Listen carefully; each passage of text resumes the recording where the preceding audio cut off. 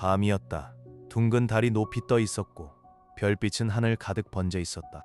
하지만 은하수 사이로 9줄기의 번개가 뒤엉켜 빛나고 있었고 그 광채는 유난히도 눈부셨다. 하늘에 이런 이변이 나타난다는 것은 곧 천상의 몸이 세상에 내려올 징조다. 구주 대륙 황성의 꼭대기 위에 금이를 입은 노인이 두 손을 뒤로 한 채 밤하늘을 올려다보고 있었다. 그의 뒤에는 수많은 황성의 고수들이 질서정연하게 한쪽 무릎을 꿇고 있었다.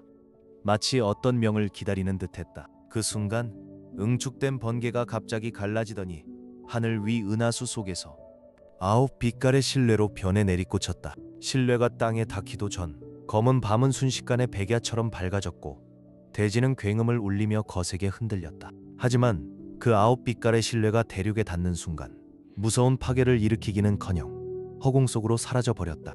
그리고 다시 어둠이 내려앉았다. 밤하늘의 빛도 한층 희미해졌고 무언가 정수를 빼앗긴 듯 세상은 예전의 고요를 되찾았다. 그러나 그 노인의 두 눈만은 전보다 훨씬 더 밝게 빛나고 있었다. 흥분으로 그의 몸은 미세하게 떨리고 있었다. 아주르 지역에서 태어난 모든 갓난아이를 황도로 데려와라. 우레 같은 대답이 하늘을 뒤흔들었다. 수많은 황성의 고수들이 아주르 지역을 향해 달려갔다.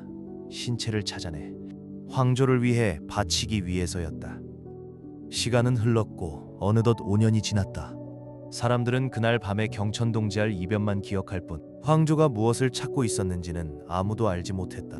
아주르 지역 경내 종문이 숲처럼 들어선 곳에 아주르 드래곤 학원도 그중 하나로 자리하고 있었다. 그리고 오늘은 아주르 드래곤 학원이 해마다 한 번씩 제자를 받는 날이었다. 아주르 드래곤 학원 밖은 사람의 물결로 가득했다. 하지만 한 부인이 학원에 들어가려는 아이를 데리고 왔다가 오히려 아주르 드래곤 학원 제자 하나에게 호되게 꾸지람을 퍼붓고 있었다. 너 같은 하찮은 잡것이 감히 우리를 막아? 그 부인은 앞에 선 소년을 손가락질했다. 말투는 사납고 눈빛에는 노골적인 멸시가 담겨 있었다. 그녀가 이렇게까지 날뛸 수 있는 이유는 그 소년이 아주르 드래곤 학원 외문 제자였기 때문이었다. 외문 제자라고 해도 아주르 드래곤 학원 사람인 건 맞지만 지위는 가장 낮았고 학원 안에서는 자벽과 다를 바 없었다. 심지어 외부 사람들조차 그들을 업신여겼다. 부인 학원은 이미 문을 닫았습니다. 입문을 원하신다면 내일 다시 오시지요. 그리고 한마디 더 말씀드리겠습니다. 여기는 아주르 드래곤 학원입니다. 마음대로 날뛸 곳이 아닙니다. 부디 언행을 삼가십시오. 소년은 낮은 목소리로 말했다. 그의 이름은 초풍. 나이는 올해 15이었다. 비록 외문 제자였지만 담력만큼은 남보다 훨씬 컸다. 윗사람과 정면으로 맞서는 것만 보아도 평범한 아이는 아니었다. 조그만 외문 제자 따위가 감히 나를 협박해? 잘 들어라. 지금 당장 우리 모자의 거처를 마련해라. 그러지 않으면 가만두지 않겠다. 부인은 더욱 날뛰며 초풍의 옷깃을 거칠게 움켜쥐었다. 마치 초풍이 복종하지 않으면 당장이라도 때릴 듯한 기세였다. 하지만 이 광경을 보고도 앞에 나서 말리는 사람은 없었다. 오히려 주변에서는 수근거리며 구경만 하고 있었다. 외문 제자라는 존재는 그만큼이나 하찮았다. 사람들 눈에는 되지만도 못한 취급이었다. 초풍사제 무슨 일이지? 갑자기 달콤하면서도 맑은 목소리가 학원 안쪽에서 들려왔다. 고개를 돌리는 순간 모든 이의 표정이 변했다. 특히 남자들은 두 눈을 똑바로 뜬 채 그녀를 바라보았다. 그녀는 한 소녀였다. 얼굴도 아름다웠지만 기품 또한 뛰어났다. 특히 치맛자락 아래로 드러난 두 다리는 눈처럼 희고 곱게 빛났다. 햇빛을 받은 피부는 은은하게 반짝였고 많은 남자들이 그 모습에 넋을 잃었다. 그러나 그 아름다운 얼굴 위에 떠오른 시선은 지금 차갑게 부인을 향하고 있었다. 지금 뭘 하고 있는 거죠? 아무 일도 아닙니다. 그저 이 동생에게 몇 가지 물어보던 참이었어요.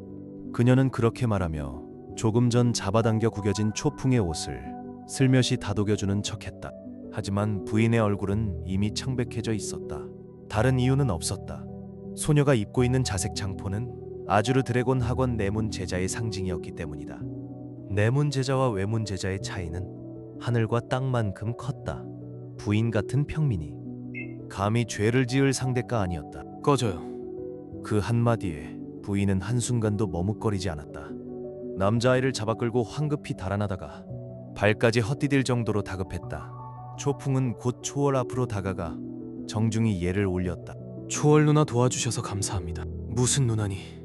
내가 왜 그렇게까지 남처럼 굴어? 우린 한 가족이잖아. 그녀의 말대로 초풍과 초월은 정말 같은 집안 사람이었다. 둘 다 초가 사람이었다. 초월은 초풍의 사촌 누나였고 나이는 초풍보다 한 살 많았다. 하지만 초월은 3년 전 이미 내문 시험에 합격해 내문 제자가 되었다. 지금은 영무사중의 고수였다. 학원의 규율은 반드시 지켜야 하니까요. 그 대답에 초월은 오히려 코끝이 시큰해지는 듯한 표정을 지었다. 초풍 사제 올해 내문 시험에도 참가하지 않을 거니? 설마 아직도 영무 3중에 이르지 못한 거야? 초풍은 대답하지 않았다. 그저 얼굴에 옅은 미소만 걸고 있었다. 그 미소가 어떤 뜻인지 아무도 알 수 없었다. 초월은 허리에서 건곤 주머니 하나를 꺼내 초풍의 손에 올려놓았다. 이걸 정년해봐. 어쩌면 3중 돌파에 도움이 될지도 몰라. 초풍이 주머니를 열자 짙은 연기가 퍼져나왔다.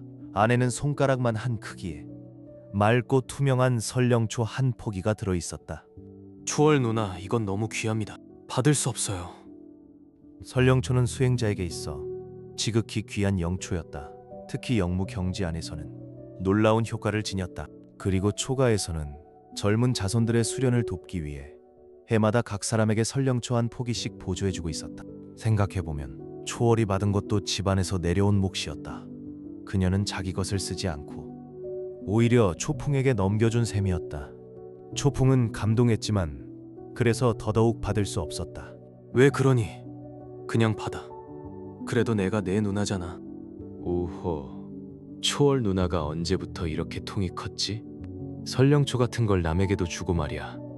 그때 초풍과 또래쯤 되어 보이는 소년 하나가 걸어왔다. 그 역시 내문 제자 복장을 하고 있었다. 그의 이름은 초진. 그 또한 초가 출신이었다. 5년 전 초풍과 함께 아주르 드래곤 학원에 들어왔지만 2년 전 이미 내문 제자가 되었다. 초진 사제, 너는 이미 영무 3중을 돌파했고 연기를 응축하는데도 성공했어. 하지만 초풍 사제는 아직 연기를 응축하지 못했지. 그러니 이 설령초는 그에게 더 중요해. 초월은 설령초를 억지로 초풍의 손에 쥐어 주었다. 초월 누나, 그건 아니지. 설령초가 아무리 좋아도 모든 사람에게 다 소용 있는 건 아니잖아. 초풍 같은 재능 바닥인 놈에게 주면 오히려 낭비일 뿐이야. 차라리 내게 주는 게 낫지. 초진은 말이 끝나기도 전에 초풍 손에 쥔 설령초를 거칠게 낚아채며 위협적인 눈빛으로 초풍을 노려보았다. 초풍, 내 말이 틀렸나? 하지만 초풍은 그저 희미하게 웃더니 담담하게 입을 열었다. 내 말도 맞다. 설령초 같은 귀한 물건은 당연히 능력 있는 자가 가져야지. 하지만 이것은 초월 누나가 내게 준 것이다.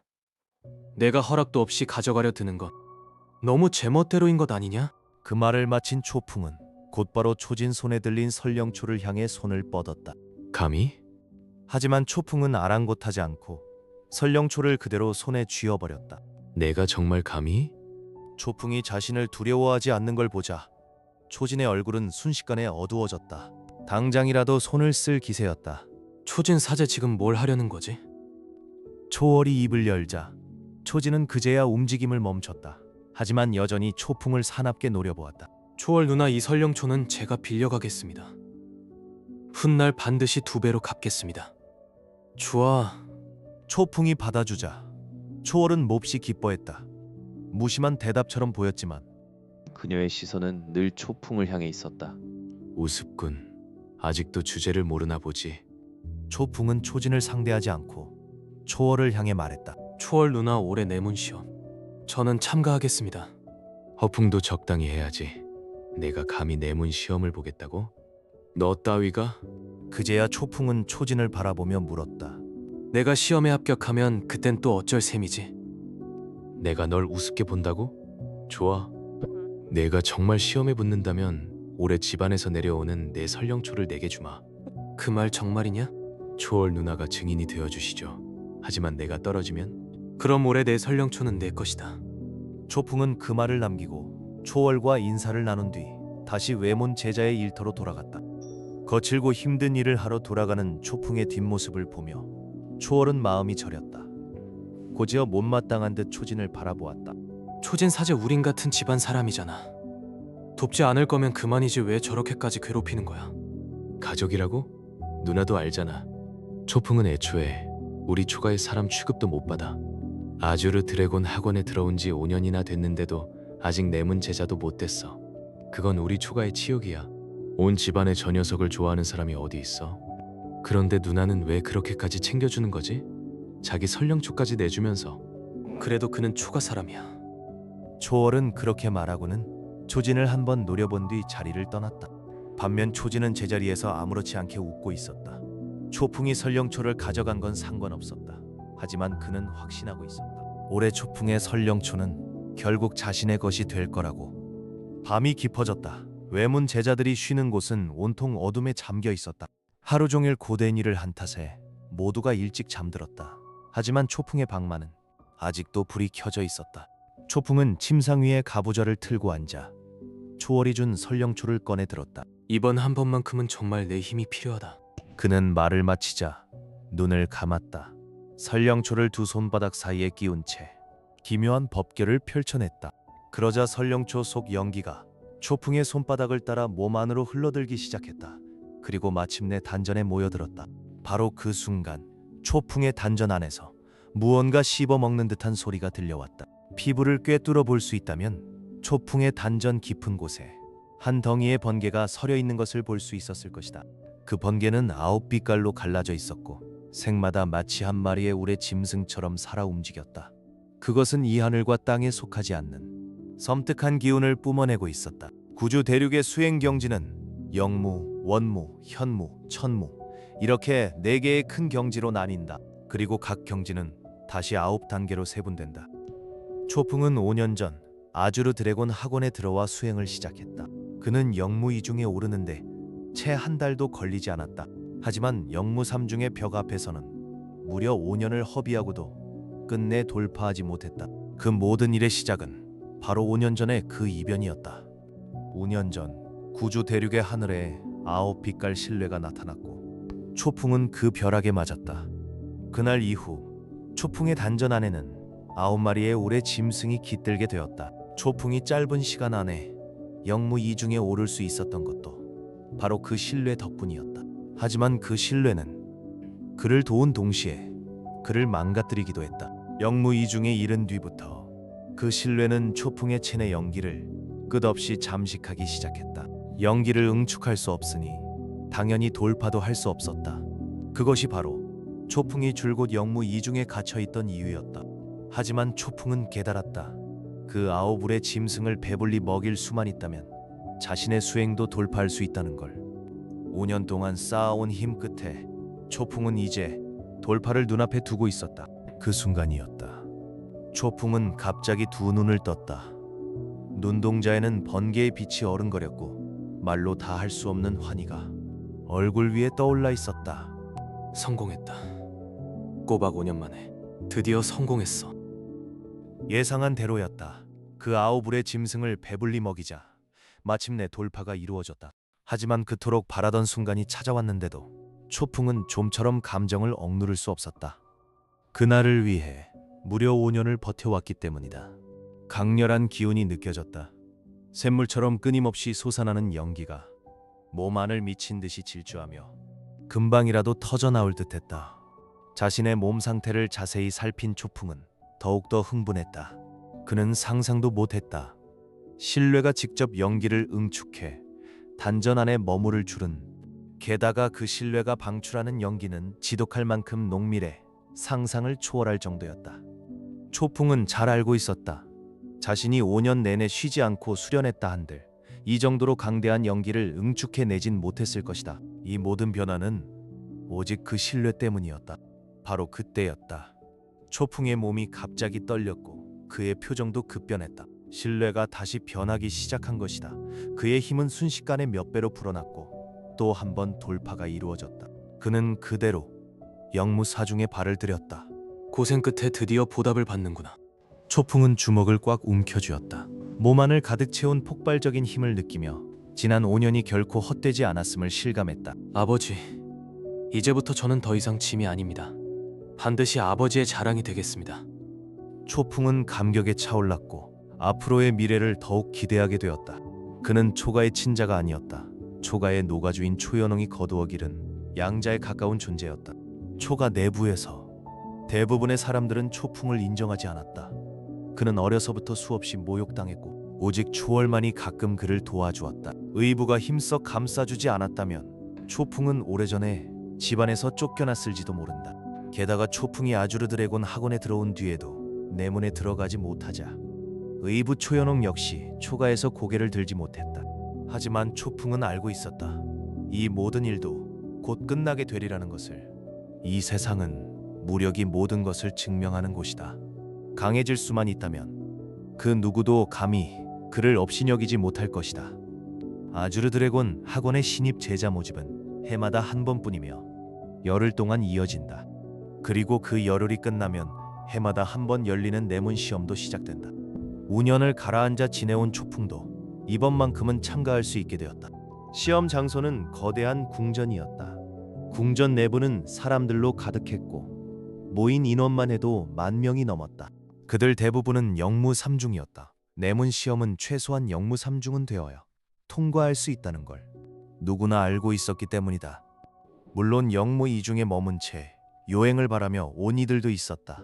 해마다 꼭 그런 자들이 있었지만 대부분 실패로 끝났다. 반대로 일부는 이미 영무 4중에 이른 자들이었다. 그들은 재능 없는 둔재가 아니라 오히려 진짜 천재라 불릴 만한 존재들이었다.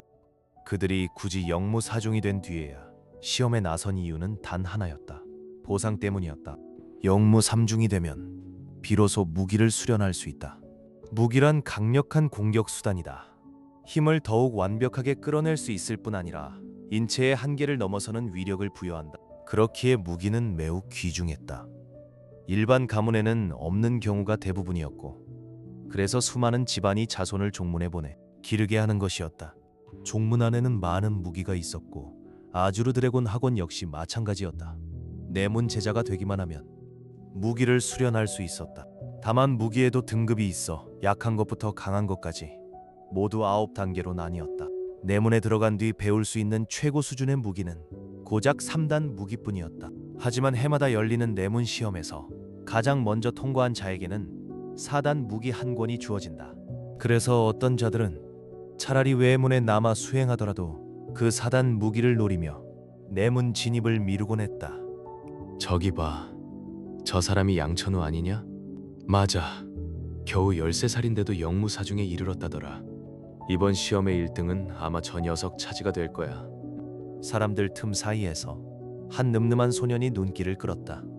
외문 제자는 수십만에 달했지만 대부분은 이름 없는 존재에 불과했다. 그러나 일부는 언제나 사람들의 주목을 받았다. 그런 자들 대부분은 천재였다. 그리고 양천우도 그중 하나였다. 꼭 그렇진 않아. 양천우가 재능은 뛰어나지만 결국 아직 어린애일 뿐이야. 1등이 될지는 모르는 일이지. 아주르 드래곤 학원에는 숨은 강자도 적지 않다. 가끔은 천재가 진짜 천재를 못 이길 때도 있으니까. 예를 들면 저 단원처럼 말이야. 그러자 한 외문 제자가 차가운 표정의 소년 하나를 가리켰다. 그의 이름은 단우헌. 아주르 드래곤 학원에 들어온 지 6년이 되었고 원래는 존재감 없는 인물이었다. 하지만 몇 달 전 그는 영무사중의 내문 제자를 쓰러뜨리며 단숨에 이름을 알렸다. 그 뒤로 그는 외문의 중심 화제로 떠올랐다. 양천우와 단우헌 두 사람은 나란히 주목받으며 사람들의 입에 가장 많이 오르내렸다. 그런데 의외로 초풍에게도 시선을 주는 이들이 있었다. 저 녀석 좀 봐라. 어쩜 저렇게도 태어날 수 있지? 사단 무기라도 이미 자기 것인 줄 아나 봐. 자기가 양천우라도 되는 줄 아는 건가? 아니면 단우원쯤은 된다고 생각하나? 신경 쓰지 마. 저런 부류는 많아. 전부 자기 주제도 모르는 패물들일 뿐이야. 몇몇 사람은 조롱 섞인 눈빛으로 초풍을 바라보았다. 하지만 초풍은 그저 옅게 미소 지을 뿐 화내지 않았다. 왜냐하면 초풍은 알고 있었기 때문이다. 그들이 단 하나만큼은 틀리지 않았다는 걸. 그 사단 무기는 정말로 그의 것이 될 예정이었다. 조용히 하라. 갑자기 우렁찬 목소리가 울려 퍼졌다. 시끄럽던 궁전이 순식간에 고요해졌다. 그리고 궁전의 높은 단 위에 19개의 그림자가 모습을 드러냈다. 그들 대부분은 나이든 장로들이었다. 하지만 맨 앞에 선 이는 의외로 젊은 여자였다. 그 여자는 붉은 긴 치마를 걸치고 있었고 요염한 곡선이 그대로 드러나 있었다. 특히 치맛자락 아래로 드러난 곱고도 새하얀 다리는 더없이 완벽해 보였다. 그녀는 몸매뿐 아니라 얼굴 또한 매혹적이었다. 눈매와 입술선은 치명적으로 아름다워 마치 완벽한 여우 같은 인상을 주었다. 그녀가 바로 아주르 드래곤 학원에서 이름 높은 미녀 장로 소유였다. 소유는 대단한 인물이었다. 10살에 아주르 드래곤 학원에 들어왔고 12살에 내문으로 올라갔으며 15세에 이미 핵심 제자가 되었다. 누구나 그녀가 아주르 드래곤 학원 제일 제자가 될 거라 여기던 때 그녀는 돌연 장로가 되었다. 그 변화의 이유는 아직도 아무도 알지 못한다. 그래서 지금까지도 사람들 사이에서 숱한 추측을 낳고 있었다. 와, 소유 장로님이잖아. 내문 장로 아니었어? 어쩌다 외문까지 오신 거지? 소유가 모습을 드러내자 남자 제자들은 모두 넋을 잃고 바라보았다. 외문 제자들은 아직 어린 나이였고 이런 성숙한 여인은 그들에게 더욱 치명적이었다. 하지만 소유는 장로다운 위압감 대신 사람들을 향해 유염하게 웃었다. 그리고 부드러운 목소리로 말했다. 시험 규칙은 간단해요. 제 뒤에 대문으로 들어가 반대편 대문으로 나오면 그걸로 통과입니다. 단 하나 다른 점이 있다면 가장 먼저 통과한 사람은 사단 무기 한 권을 얻게 된다는 거예요. 그건 내문에서도 쉽게 얻지 못하는 것이죠. 그리고 올해 1등에게는 특별한 보상이 하나 더 주어집니다. 어떤 의미에서는 그 보상이 사단 무기보다도 더 귀할 수도 있겠네요.